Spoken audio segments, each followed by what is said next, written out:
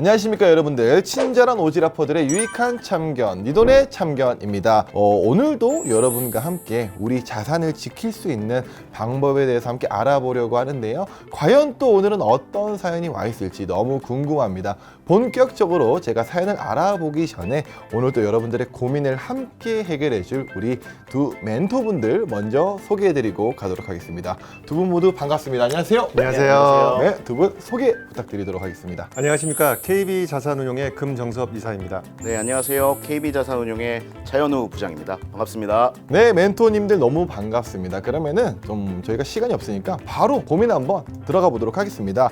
오늘의 고민 사연 제가 한번 읽어볼 건데요. 오늘 사연 제목은 새로운 투자의 종착지 채권입니다. 안녕하세요. 채권 투자의 맛을 들이고 있는 36살의 청년입니다. 최근 주식, 코인, 부동산 등 다양한 투자를 하면서도 항상 새로운 투자법을 찾다가 채권 투자에 대해 공부를 시작했는데요. 채권 투자는 정보 찾기도 어렵고 시작하기에 막막한 부분들도 많은데 딱 이거다라고 정리한 것도 찾지 못하여 니돈참 패널 분들에게 문의하러 왔습니다. 채권 투자 어떻게 시작하면 좋을까요? 이렇게 사연을 보내주셨습니다. 네, 오늘은 주식, 코인, 부동산 등 다양한 투자를 이미 섭렵하신 고객님의 사연인데요. 이제는 채권에 또 관심을 가지시고 공부를 열심히 하고 계신 것 같습니다. 멘토님들, 그러면은 우리 투자 기재 고객님 채권에 대해서 한번 멘토링 부탁드리도록 하겠습니다. 여러 가지 투자를 하다 보면 당연히 이제 다른 자산에 대한 관심들이 좀 늘어날 텐데요. 연초 이후에 이제 급격하게 이제 물가가 오르고 각국 정부에서 금리를 올리다 보니까 국내외 증시가 이제 약세장으로 돌아서서 상대적으로 채권 투자, 안전자산인 채권 투자에 대한 관심들이 좀 많이 높아진 것 같습니다. 불안정한 주식보다는 안전한 채권 자산 쪽으로 눈을 돌리게 된 거라고 볼 수 있겠는데요. 그러면 채권이 도대체 뭐길래 요즘같이 이렇게 좀 인기가 다시 올라가고 있는 걸까요? 먼저 채권이 무엇인지 이제 간단히 좀 말씀을 드리고 설명을 드리는 게 좋을 것 같습니다. 채권이란 그 정부나 기업이 자금 조달을 위해서 발행하는 이제 증권이다라고 이렇게 말씀드릴 수 있겠는데요. 국가나 기업은 그 채권 발행을 통해서 이제 자금을 조달을 하고요. 투자자 입장에서는 이런 그 사전에 정의된 이자를 받고 나중에는 채권을 발행자로부터 이제 원금을 돌려받는 형태의 투자를 이제 채권 투자라고 이제 할 수 있겠습니다. 과거에는 그러면 왜 채권 쪽에 관심이 없다가 최근에 이렇게 좀 관심이 늘었냐고 보면은 과거에는 지금 정도의 금리 수준이 아니었어요. 과거에 좀 많이 들었던 게 이제 저금리 시대라는 표현이 있잖아요. 저금리 시대다 보니까 채권으로부터 나오는 이제 이자 수익이 크게 이제 마음이 안 들었는데 최근에는 각국 정부가 이제 금리 수준을 올리면서 이제는 이 정도 수준이면은 가입할 만 하겠다라는 생각들이 들기 시작한 거죠. 사연자 말씀하신 것처럼 이제는 채권에 대해서 모두들 좀 관심을 가질 그런 시기가 좀 됐다라고 생각을 하고 있습니다. 제가 좀 더 상세히 말씀을 드리겠습니다. 채권에는 액면 금액 그리고 만기 표면 금리가 표시가 되어 있는데요. 액면가는 원금, 만기는 상환의 기간, 표면 금리는 정기적으로 또는 그 만기에 지급되어야 될 이자를 의미를 합니다. 그리고 채권은 발행 기간에 따라서 종류를 좀 구분할 수 있는데요. 정부가 발행한 국채, 그리고 지방 기관이 발행한 지방채, 금융기관이 발행하는 금융채, 그리고 일반 회사가 발행하는 회사채, 공공기관이 발행하는 특수채 등으로 이제 분류를 할 수가 있습니다. 그리고 채권은 주식처럼 이제 사고 파는 것도 가능한데요. 시장에서 거래되는 채권의 가격은 발행 기간의 안정성 그리고 금리 수준에 따라 가격이 결정되게 됩니다. 그러면은 채권도 가격이 좀 주식처럼 계속 변동이 될 수도 있는 건가요?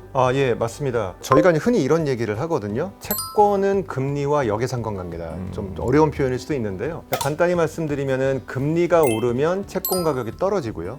금리가 내리면 채권 가격이 상승합니다. 근데 투자자 입장에서 저는 개인적으로는 크게 걱정 안 하셔도 된다고 생각을 해요.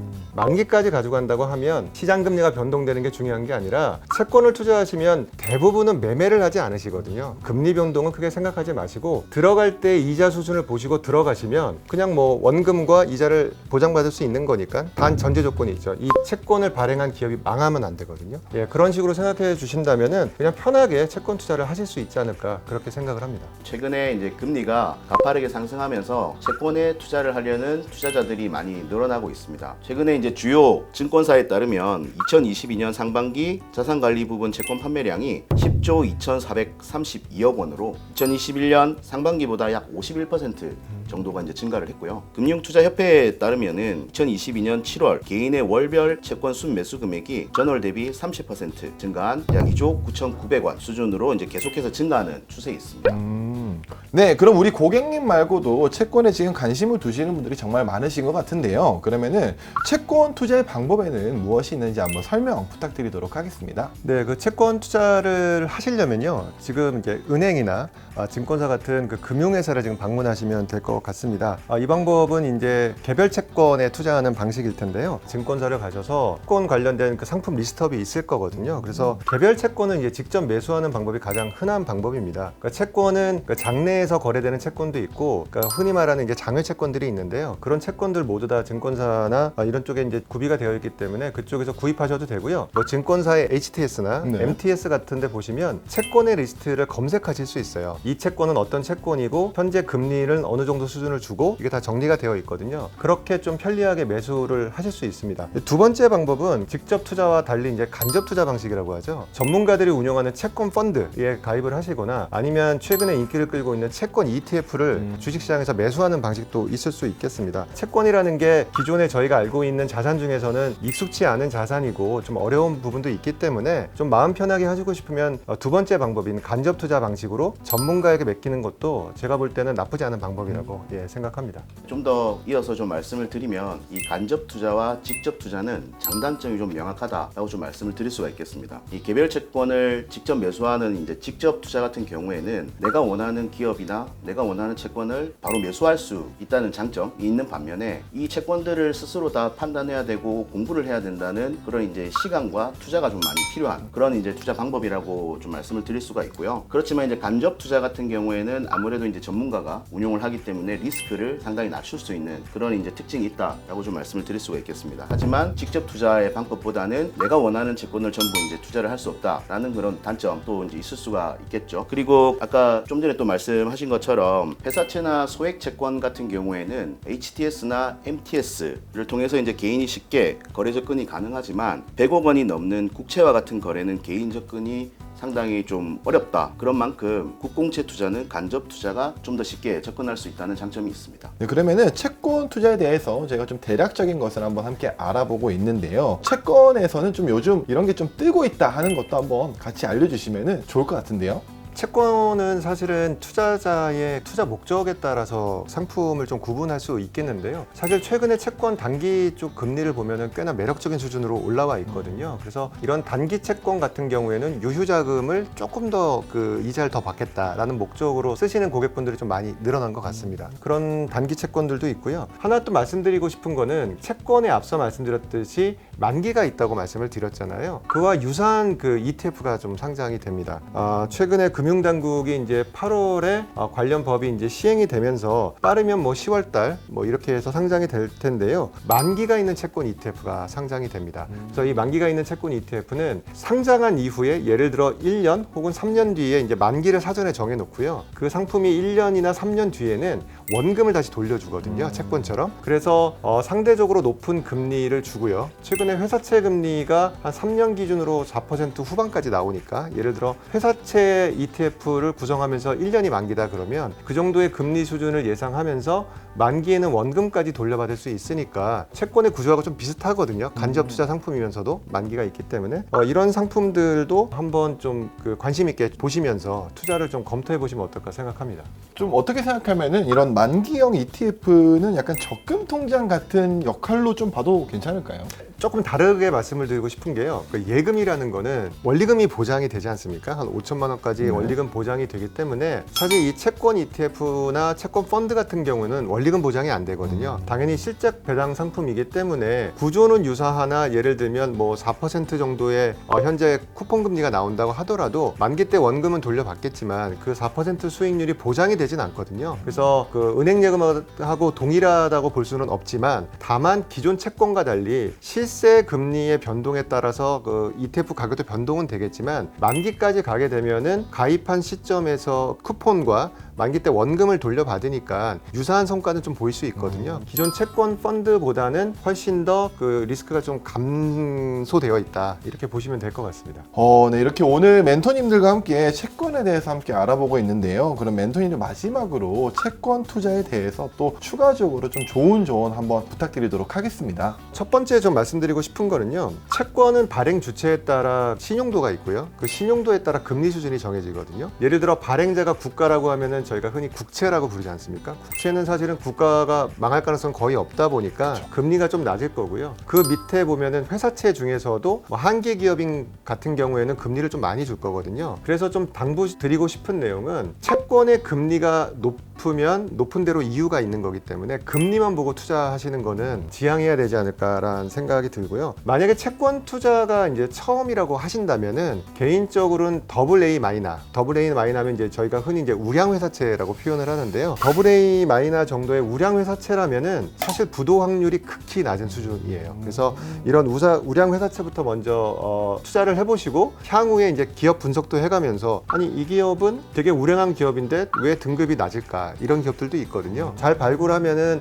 사실 그 안에서 추가적인 수익을 좀 낼 수 있기 때문에 그런 것도 좀 말씀드리고 싶고요. 또 하나는 앞서도 말씀드렸지만, 가능하면 채권은 매매하지 마시고요. 초기에 들어간 그 발행 이율이 정해져 있으니까 그 네. 이율을 보고 가입을 하시고 만기까지 끌고 가셨으면 좋겠어요. 왜냐하면 주식이라는 거는 기대 수익률이 되게 높잖아요. 네. 예를 들어 뭐 그러니까 하루에 그 변동되는 폭도 한 30% 되니까 그 안에 수수료라고 해봐야 뭐 0. 몇 %일 테니까 사실은 큰 그 수수료가 차지하지는 않아요. 근데 채권 같은 경우에는 기대하는 수익률이 이제 한 자리인 데다가 5%보다는 좀 낮을 거 아닙니까? 한 자리인 데다가 채권을 매매하면 비용이 들거든요. 근데 그 비용이 기대하는 수익률에 차지하는 비중이 주식보다 훨씬 높기 때문에 가능하면은 쿠폰 이자를 받으시면서 만기까지 끌고 가는 그런 전략을 저는 추천드리고 싶습니다. 오늘 그 채권과 그리고 이제 채권 투자의 방법, 그 채권의 종류 뭐 이런 것들 좀 설명을 많이 드렸는데, 이런 얘기를 하는 것 자체가 최근에 많이 높아진 금리, 이 금리 수준이 예적금 대비해서 굉장히 이제 매력적인 수준까지 와 있다. 그게 이제 정답이고, 그래서 직접 투자든 간접 투자든 간에 일단 채권 투자를 지금은 좀 접근해 보시는 게 올바른 방법이 아닐까라는 판단이 듭니다.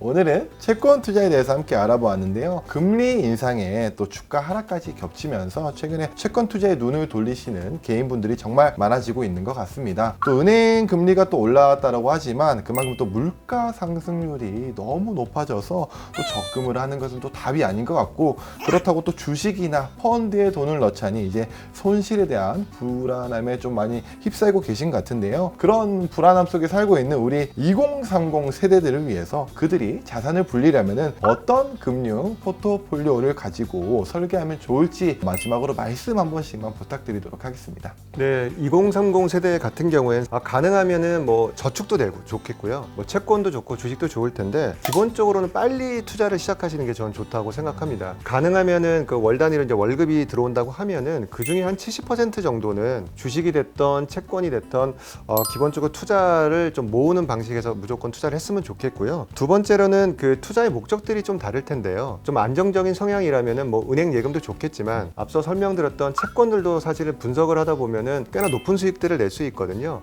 이런 상품들을 좀 공부해 가시면서 하시면은 좋지 않을까, 그런 생각을 해봅니다. 지금은 채권만 잘 사도 안정적으로 연 4, 5% 정도의 이제 수익을 낼 수 있는 그런 구간에 와 있다라고 좀 말씀을 드릴 수가 있고, 그리고 금리가 오를 때마다 뭐 장기물을 좀 분할 매수하시면은 뭐 시간이 지나면서 좀 더 성과가 좋을 거다라고 좀 말씀을 드릴 수가 있겠습니다. 그렇지만 이 채권 투자를 하실 때는 이 투자 대상이 어떤 기업인지 명확하게 좀 판단을 하시고, 이게 장기물인지 단기물인지 내 투자 기간이 어떤지에 대해서도 한번 고민을 하시고, 그리고 중도 매각 등 자신의 성향에 따라서 어떤 상품이 유리한지 좀 꼼꼼히 따져보시고 투자해보는 것이 바람직하다고 생각합니다.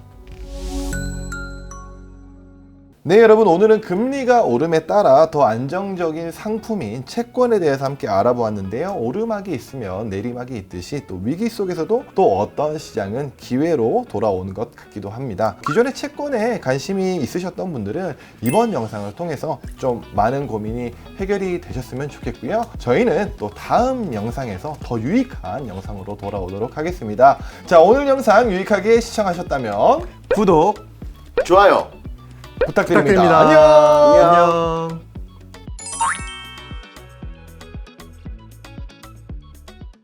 안녕하세요, 김연아입니다.